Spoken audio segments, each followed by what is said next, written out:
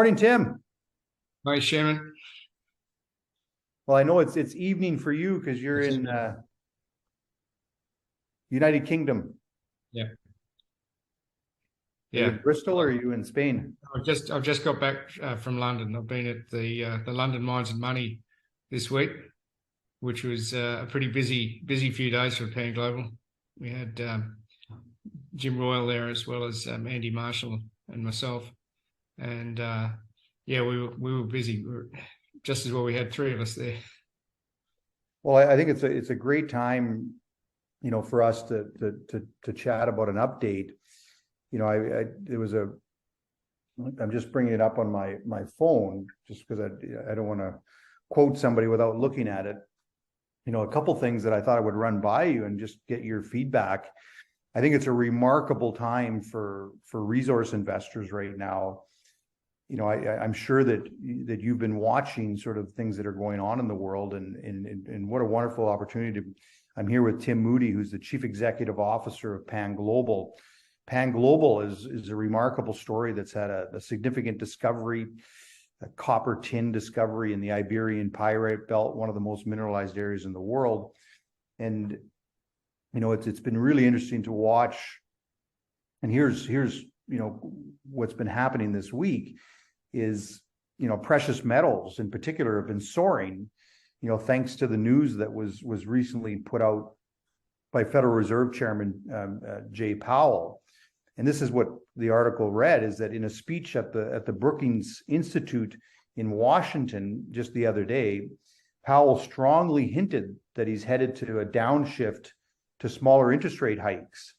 And that's really significant because, in our view, the price inflation was really driven more by supply restrictions than really high rates of growth from a gross domestic GDP basis. And I think that's led to some awareness at the Fed level that raising interest rates could really have a negative effect on the economy. And so this development is significant. And I guess I thought we could chat about that a bit. And one of your key board members is Patrick Downey, who's also the CEO of Orezone Gold. And this has been remarkable, good news for Orezone, who also, you might have saw this morning announced, full production has been announced at Orezone in their mine in Burkina Faso. So not only is this really good for gold and silver stocks, but I can't emphasize enough how important a positive economy is for copper exploration companies like Pan Global and copper producers. So I just thought I'd throw that out as an introduction. Is congratulations to our pal Patrick Downey for having this getting this mine into production, and it also it just a reminder to our investors in Pan Global of the quality of people that surround Pan Global, Patrick Evans and Tim Moody, who's here with me today, and Patrick Downey. And so much of making money in the stock market is being involved with the right people and the right projects and that are available at the right price. And this Pan Global with this kind of market cap and with everything that you've done, Tim, I think is really important. So I guess there's those two things: is what your view on the world right now. I know that's a real small question, and also maybe a quick update for all of us. I'm, as you can tell, I'm very excited about Pan Global, and I continue to buy stock, and I've never hidden that secret. I think at a $90 million market cap, and maybe you can give us an update as to how things are going in Spain. Yeah. Okay. Well, first, I'm not an economist, so I'll give you my perspective. But I did notice that it seems there was some new GDP figures for the US, which were quite positive, and that seems to have sort of abated some fears of a recession. So anyway, I think that just weaves into the sort of general sense that when I talk to different people, with bankers and so on, that maybe we're seeing a sort of bottoming of this sort of bit of a weak market that we've seen for a while. But who knows? But I'm an optimist. But I think when we look at our own share price and others, that we've seen things have sort of flattened off. We haven't seen the things continue to fall just through sentiment, not through anything that the companies are doing. In fact, any results at one stage were making no difference. So I think I'm sort of hopeful that when we go into the new year that we're in for a better time. And for the copper industry, for those companies, with exploration stories looking for copper, I'm hoping that might be when things start to turn around, because there's no way, in my view, that the world is going to meet the copper requirements unless the incentive price changes, and the copper price has got to increase because energy costs have gone up. The demand is going to really increase dramatically in the next decade, which is when it's most important to try and to get through this sort of energy transition, the boom in electrification, etc. So I'm an optimist. I think that the signals coming out of the US were positive, and maybe that's the sort of thing that might start to turn things around a bit. I agree with you 100%. And I highlight this wonderful news and just how great it is for for gold and silver prices, which are on a tear the last couple of days. But I guess that's my point: is do not forget about copper, because copper is copper's king, and Pan Global has got this amazing deposit, and I think there's, like Robert Friedland, I think, said that you're going to need to have a periscope to see the price of copper in 10 years, which is kind of lining up with what you're saying. Well, there's been this underinvestment, I guess, in copper development.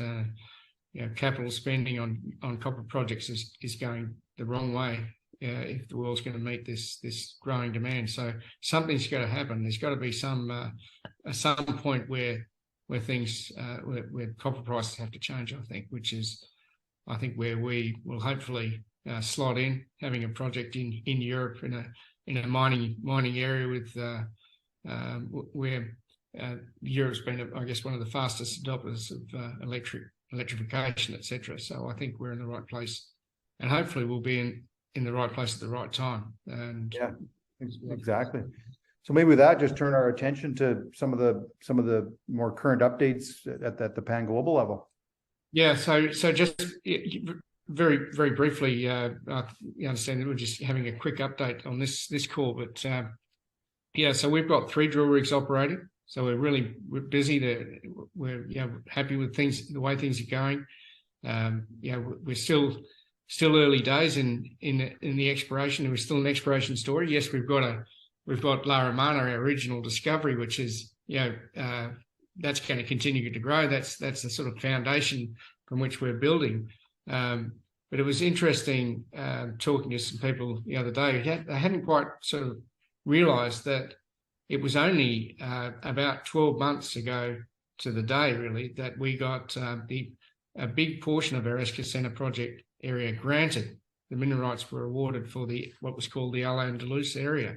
Mm-hmm. And he only began exploration in that area this year.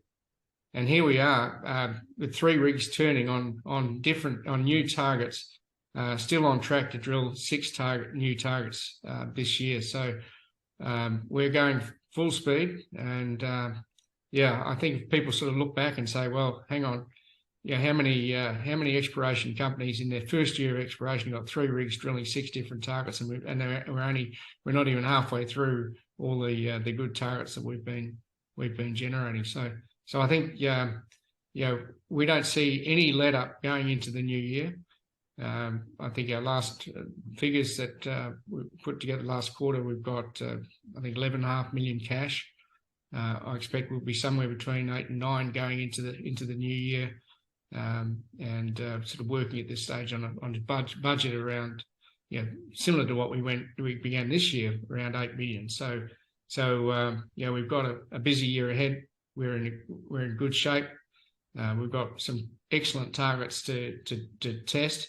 We're in the middle of just starting to drill 2 of our really exciting targets. That's where the drill rigs are at the moment. One is Zarzita, which is a big target. It's twice the strike length of La Romana. It's got everything, all the indicators. It's got old mine workings. It's got alteration. It's got copper soil geochemistry. It's got geophysics. Everything all coincident, all lining up. So, you know, very early days yet. Looks like we're going to increase that the drill program. Initial program of 16 holes. We'll probably increase that now. We can see 20 holes, and that's still just scratching the surface. So that's our CETA. You know, we're early into that now. I think we've finished the 3rd hole. We're on the 4th hole at the moment. And the other target, which was the subject of our last news release, was the Romana Deep target. Right. So that's a really exciting target. Yes, it's geophysics, but it's in a great location. Yeah, everything seems to line up. It's essentially what they call an electromagnetic or EM anomaly. We know that we have a similar type of anomaly coincident with some of the thickest and highest grade mineralization at La Romana. Well, this is just to the north of that. It looks like a potential either a new body or something like that. At least that's our hope. But seeing that sort of anomaly associated with copper at La Romana gives us a lot of, you know, hope, and, you know, it's what exploration is all about. But if this proves to be mineralization related, then yeah, we've got a lot of work to do on another very big, pretty exciting target. So, and we may not have got to the best of them yet. We've still got a bunch of others where we're just sort of pending access. We're sort of quite hopeful we'll get access to the western extensions of La Romana, you know, in the new year. And yeah, that again, we're pretty optimistic. We'll grow La Romana, you know, substantially from where it is today. So yeah, that's great. Well, you know, thanks so much. You know, I'm here with Tim Moody, who's the Chief Executive Officer of Pan Global, and you know, what a great way to end. You know, the best is yet to come. So we've had some great success, and the best is yet to come. And you know, a very exciting exploration story on top of an already existing discovery within the Iberian Pyrite Belt. So, you know, have a great day, Tim, and thanks so much for spending some time with us. Yeah, thanks, Sharon. I look forward to speaking again soon and catching up with you over your way someday. Thanks so much.